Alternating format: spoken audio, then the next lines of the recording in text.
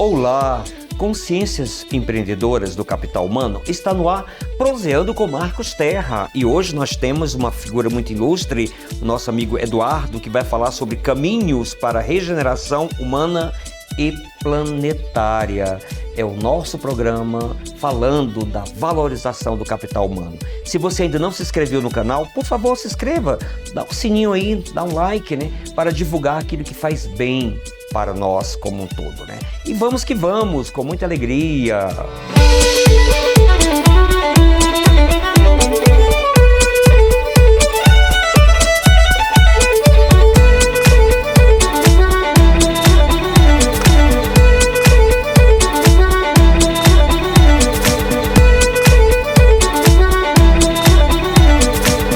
Vamos que vamos! Olá, Eduardo. Olá, Marcos.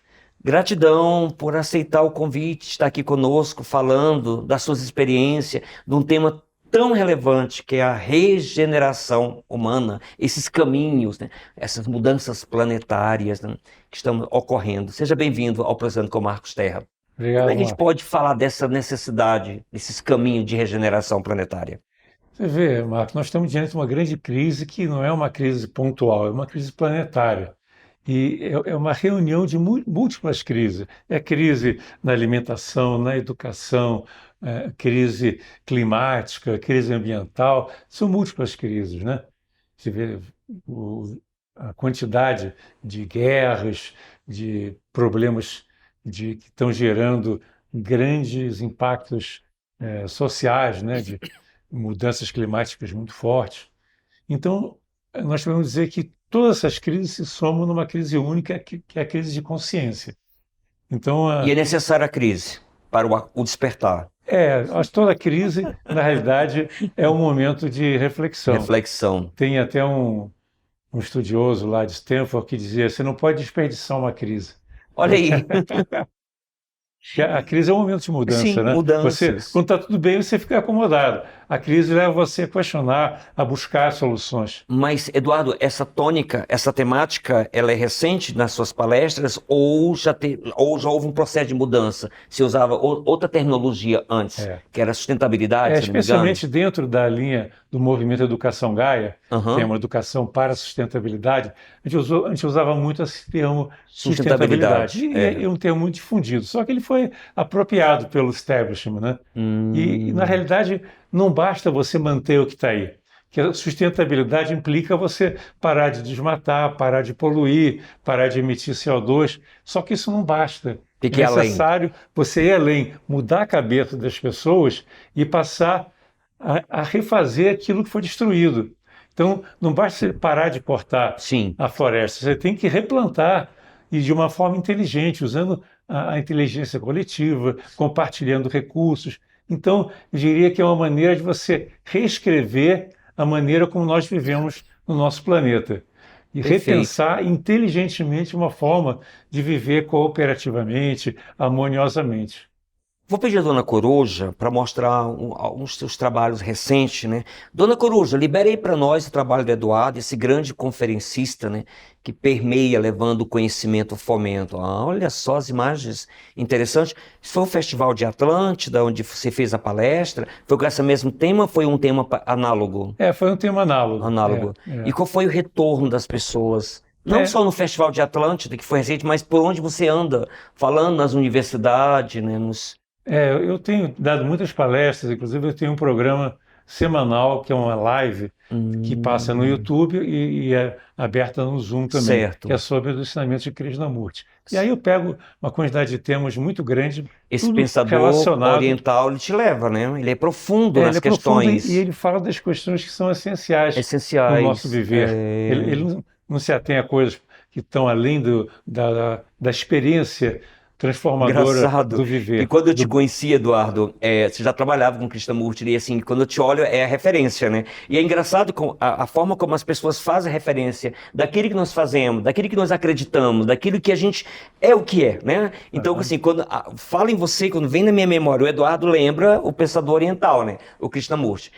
Foi a maior influência na minha vida. Olha aí. Eu tive a oportunidade de conhecê-lo, né? De assistir muitas palestras dele na Índia, na Inglaterra, participar participar de debates. Então, foi uma influência muito marcante.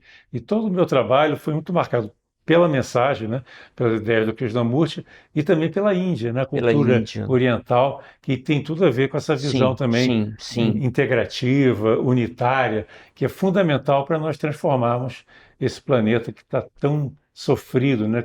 Eduardo, você que é um formador de opinião, quando você termina uma palestra, uma conferência, que as pessoas vêm conversar contigo nos bastidores, que você percebe que a pessoa entendeu, compreendeu, como é que fica a tua satisfação enquanto um profissional, Olha, formador de opinião? a minha principal missão é essa, né? É mexer com a mente das pessoas e dar aquele soprinho que vai permitir que aquela brasa que estava meio apagada acenda novamente e as pessoas percebam que elas podem ser transformadoras, que elas podem ser agentes de Sim, transformação, podem ser sim, guardiões do do planeta. planeta. E Esse termo é aquela muito forte, guardiões do planeta, e é de é, fato, né? é, Guardiões, todos guardiãs, né? nós temos essa Essa capacidade responsabilidade. exatamente, responsabilidade. A pior coisa que tem é a pessoa achar que não pode fazer nada. Eu sou impotente, existem forças muito poderosas. Não, nós podemos mudar. Depende de nós. O Krishnamurti, inclusive, falava: nós somos o mundo. Sim, olha aí. E se a nossa consciência mudar, o mundo se transforma. Então, Esse o trabalho é muito nesse sentido, de despertar as o pessoas despertar. para um viver mais inteligente, um viver cooperativo e integrativo. Eu tive assim uma oportunidade de conhecer mais de perto, né, no Fórum Social que foi em Teresina, onde eu lancei o meu livro, que a temática é responsabilidade social individual, né? Aham. E assim, e foi muito interessante porque ali naquele Fórum Social e Espiritual em Teresina, reúne pessoas que estão pensando em conjunto. Isso fortalece a corrente. É, Essa tomada de consciência coletiva que você falou, né? isso. Se tem uma tomada de consciência de cada um de nós que nós somos o mundo, como Krishnamurti menciona, né? Isso é a mudança de paradigmas. É uma nova narrativa que nós estamos criando, né? Porque a narrativa que nós aprendemos na escola é que nós somos seres separados.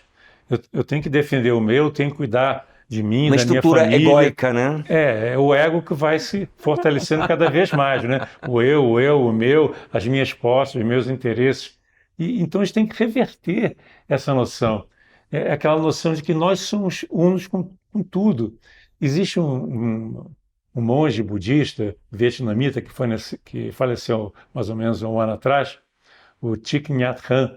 Ele cunhou um novo termo chamado interser.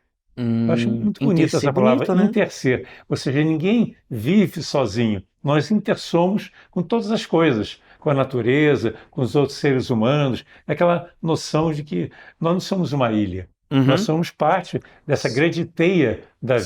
Certo. E para que nós possamos crescer, todos têm que crescer junto. Nós não podemos excluir ninguém. Muito bom. E não podemos excluir ninguém e precisamos entender que existem limites planetários. Nós vivemos numa Terra que é de todos e temos que cuidar para que esse planeta seja preservado como se fosse uma nave espacial, onde todos Sim, são responsáveis pela responsáveis e nave. tudo.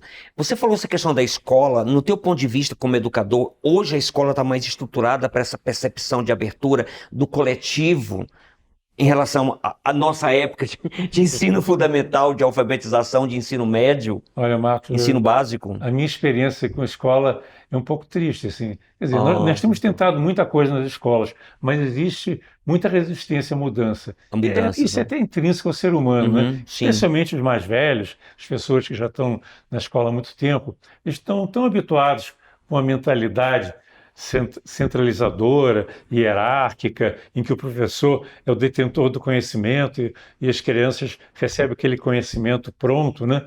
Que para eles é muito É difícil complicado, né? se ver não como instrutores, mas como facilitadores, dentro de uma visão que a criança é capaz, por ela mesma, de despertar, de descobrir o mundo, e que nós temos que dar estímulos, criar condições Sim, para que sim. haja diálogo, para que Sim, haja sim. participação, e para que as crianças possam realmente, por si próprias, e desenvolver todo o seu potencial. A criança não nasce que nem uma folha em branco.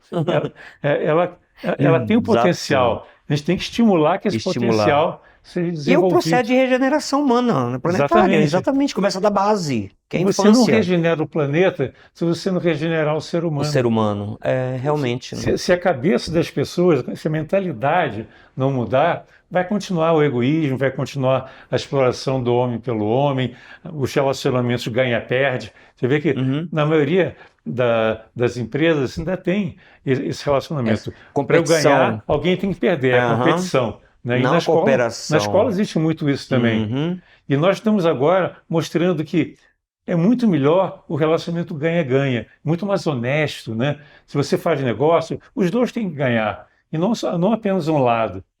E quando se tem um relacionamento ganha-ganha, existe um terceiro ganha, é ganha, ganha, ganha, que a natureza também ganha. A natureza ganha, todo mundo então, ganha. Eu ganho, você ganha, a natureza também ganha. Também então, ganha. existe um benefício compartilhado.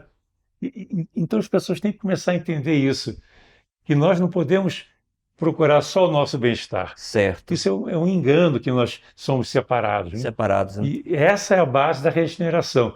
É um repensar da maneira como nós vivemos, de nossos hábitos, e desenvolver essa noção do interser, que é fundamental. Né? Nós estamos em cada elemento que existe na natureza. Não é que nós temos que respeitar a natureza, né? Nós somos a natureza. Sim, não tem essa separatividade. Bora pedir o comercial. Dona Coruja, libera o comercial do nosso programa. Olá, empreendedores do capital humano, ativistas sociais e humanistas. Eu sou Eliane Colado, voluntária deste programa maravilhoso que valoriza a gente que faz e acredita no mundo melhor e mais justo. Venho convidá-los a participarem de uma rifa simbólica para mantermos o programa no ar. Dona Coruja, quais são os prêmios? Produtos personalizados do programa. Caneca, garrafa de água, toalha de rosto, boné, bolsa alternativa para fazer compras, chaveiro, caneta, um livro surpresa, R$300 e muitas guloseimas veganas. Para participar, entre em contato pelo WhatsApp 619-96650909 e diga: quero ser voluntário do programa Proseando com Marcos Terra e participar da rifa. Dona Coruja acabou de piar no meu ouvido e disse que vocês terão uma grande surpresa ao fazerem contato com o programa. Participe! E vamos que vamos! Olha, obrigado, Eliane Colado, mais uma vez essa colaboradora do programa. E reforçando aqui, Eduardo, nós estamos uma palestra em breve, descascando a cebola, né, em cima dos 5 A's da terapia junguiana, que é uma forma de captação de recursos para a gente poder manter o programa. Quem sabe possamos levar lá para a Sociedade Teosófica, para a União Planetária, para a TV Super, né, ou para outros espaços da acadêmica. A academia é muito bom de poder ministrar essas palestras. É gratuita, viu? A gente fala um pouquinho a importância dessa desconstrução para construir o novo, que é o processo de regeneração individualmente, né? E é uma forma de trazer recursos para o nosso programa. Mas vamos às perguntas que mandaram os internautas para o Eduardo. Olha, Eduardo, aqui nós temos a humanidade como um todo, a pergunta do Igor Evangelista, como um todo precisa passar por ciclos de guerras, catástrofes naturais, pandemia, etc, etc, etc. Ele pergunta se isso é um passo importante, essas catástrofes, para essa tomada de consciência. Obrigado, Igor Evangelista. Vamos dizer assim, a ignorância humana é que leva a essas catástrofes, né? Se o homem tivesse consciência da sua posição dentro do planeta, dentro da sociedade, não haveria guerras, né? Se as pessoas pudessem perceber a unidade da vida e descobrir que é muito melhor você cooperar do que competir, Sim. que a natureza é cooperativa. O ser humano, em função da sua maneira de pensar e de todos os preconceitos que ele acumulou ao longo da vida, ele se separa da natureza, se separa do outro ser humano. Pessoas de religiões diferentes estão combatendo umas às outras, de países diferentes também. Então, a falta de escuta. Escuta, A falta ouvir o outro, né? É falta de olhar. Exatamente. Sabe uma coisa que me chamou a atenção nessa discussão de Oriente Médio, Israel e Palestina, que nem falando, nem pós, nem contra nenhum dos dois, mas o que me chamou a atenção na mídia televisiva, segundo o que chega para nós aqui do Ocidente, que tem que ter um cuidado com tudo isso, é que nenhum dos lados um lado abrir mão, né, para tentar resolver a questão do conflito, segundo as informações que eu tive pela mídia televisiva, para eles, né, é sinônimo de fraqueza. Quer dizer, se eu abro mão de um espaço, quer dizer, eu mostro uma fraqueza. Isso me chocou, porque não é importante abrir mão em prol da paz? Exatamente. Sabe, Marcos, sobre a questão da guerra, outro dia eu estava assistindo uma entrevista de uma judia, né, que mora lá em Israel, e ela é uma grande estudiosa, e ela tem uma mente aberta, e ela foi pesquisar os livros escolares que são utilizados lá em Israel. E eles desumanizam Olha só, o outro lado, os né? palestinos. Por quê? Porque você só ama quem você conhece. Todas as imagens dos locais da Palestina são instituídas de gente. E como mostra alguém, não mostra a face. Então, interessante. Você não cria um relacionamento. Você não vê o outro como algo igual a você. Igual a você. Que está vivendo Existe uma separatividade, no mesmo planeta. né? Então, propositadamente, eles criam o outro como problema. E não mostra a face. Por quê? Porque eles não querem que haja esse reconhecimento que são seres humanos que nem nós. E é um problema histórico, né? Então isso aí já vem e é planejado. Né? As crianças já recebem essa carga que elas dificilmente conseguem se libertar. Eu vi outro comentário que a criança em Israel já nasce militar. Pois é, os militares vão nas escolas, inclusive, para falar. Então isso aí é algo assim muito triste, então, né? Então, mudar as pessoas é muito difícil, especialmente os mais velhos.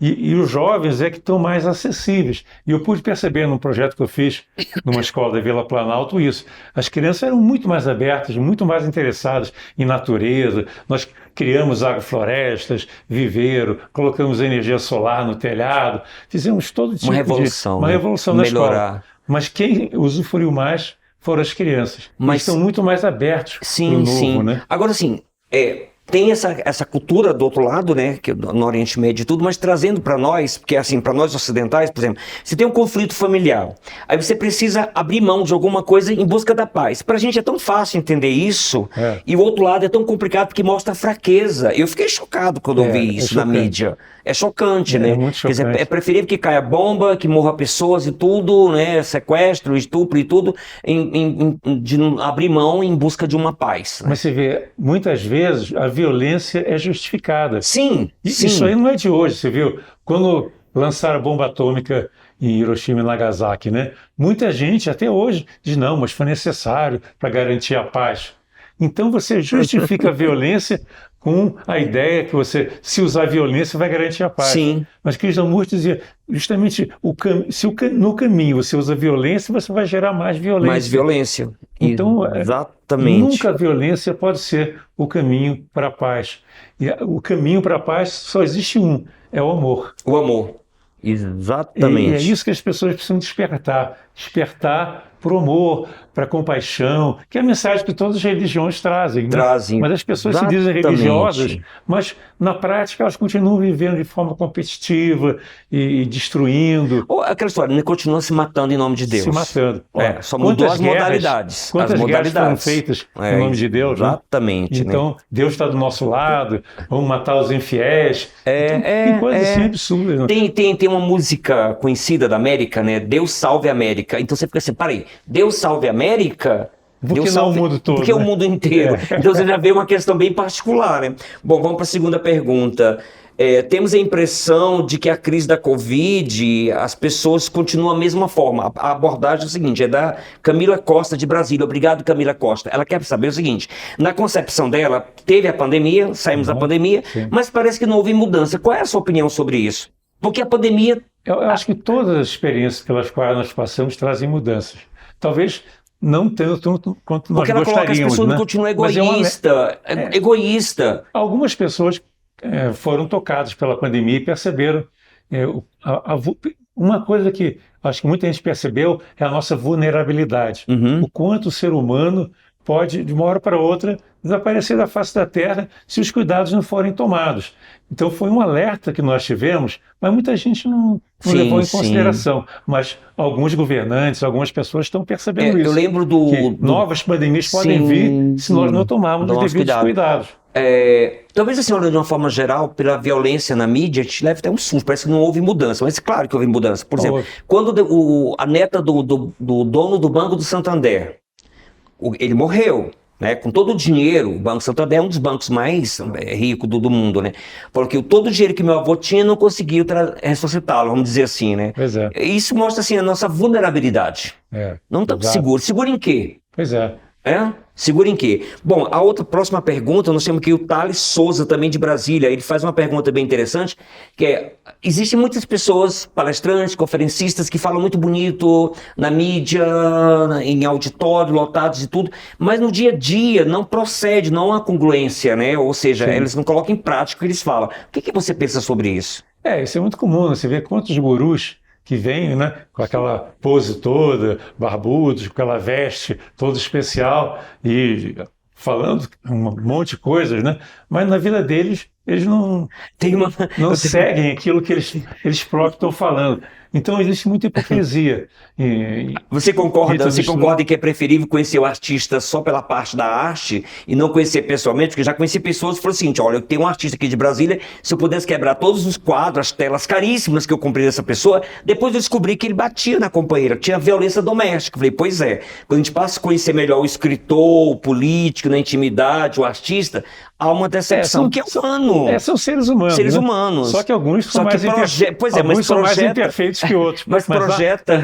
A ideia é que uma pessoa que tem uma certa proeminência, né, um instrutor, ele tem que ser perfeito, mas não são perfeitos, né?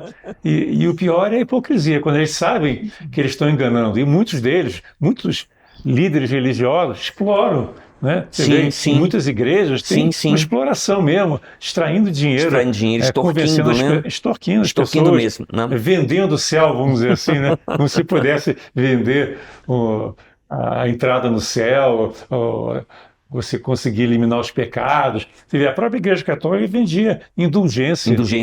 Ontem, literalmente ontem, né? Pois é, ontem, não é tão literalmente. Tempo atrás. Ela foi responsável pelas cruzadas. Então você vê Inquisição, os líderes de Inquisição. Então você vê muito triste. Guerras de... Mas fica um aprendizado pra gente, né? Pois é. Né? Que não tenha outros movimentos similares. Mas isso não quer dizer que todos sejam hipócritas. Não. Existem alguns que são hipócritas e aproveitadores, mas existem muitos verdadeiros. Aí que está a dificuldade, você identificar um verdadeiro instrutor, aquele que vive aquilo que fala. E geralmente ele não quer aparecer. Exatamente. Essa é uma das características do instrutor verdadeiro. Ele não procura estar nos holofotes, né? Eduardo, você participou do Festival de Atlântida, foi um dos conferencistas.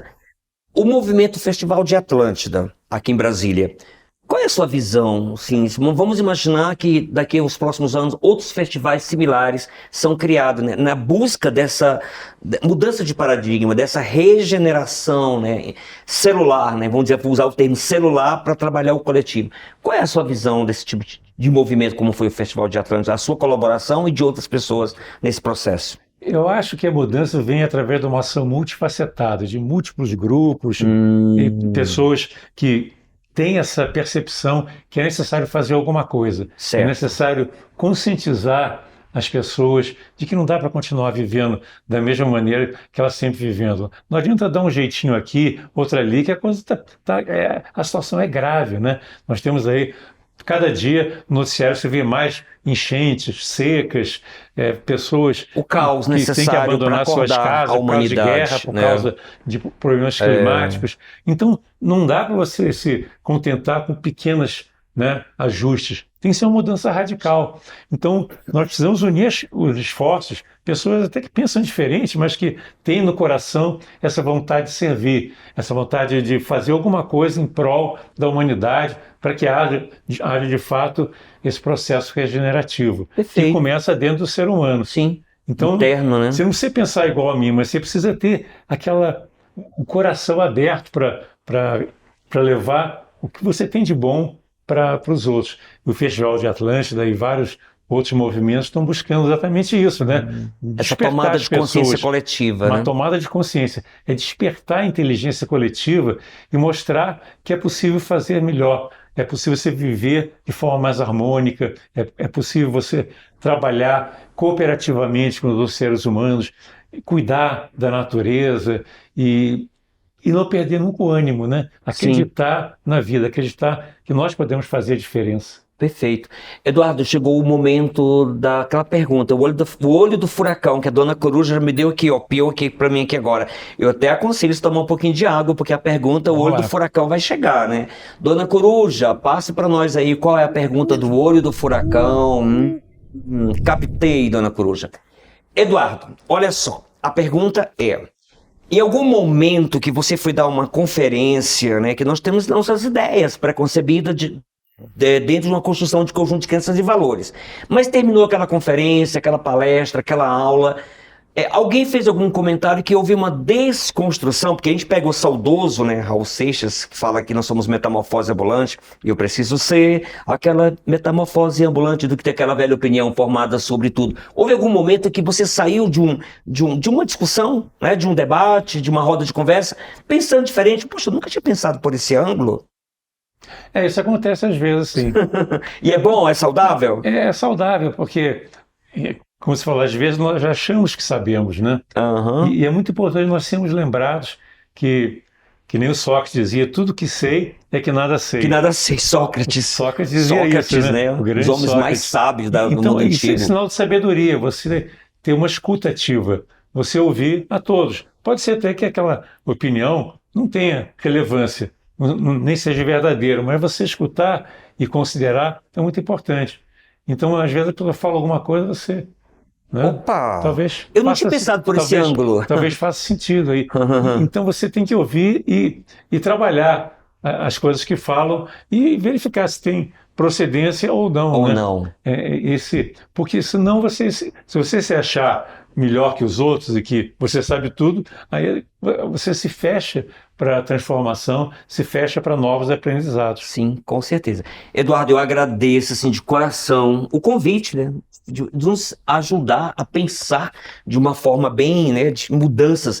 E aqui apenas um mimo do programa, pelo seu trabalho tão bonito que você faz, que você ajuda a pensar de forma coletiva, né? Apenas um mimo do programa, que você possa vir em outros momentos aqui. Tem um recadinho do coração bonitinho aí. Olha que canequinha bonita, ainda recheada ainda. Canequinha recheada de balas veganas, né? Para alegrar, adoçar mais ainda a sua vida, Mato, que já é doce, né? Obrigado, E último recado, lembrando que você tem a live, né? Todos os domingos, né? Pela Sociedade Teosófica. Às 7h30 da noite. 7h30 da noite. Né? Se você entrar no canal da Sociedade Teosófica no Brasil, 7h30 da noite, todo domingo, tem essa live baseada nos ensinamentos de Krishnamurti. Eu vou pedir a Krishnamurti e a unidade da vida.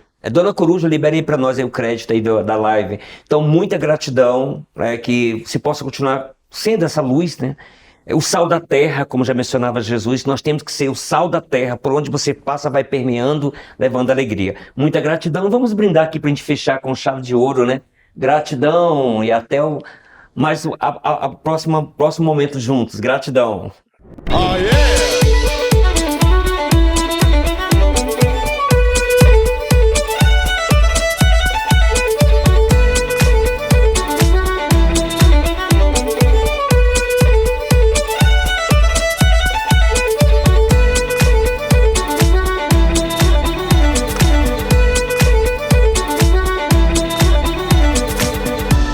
Vamos que vamos!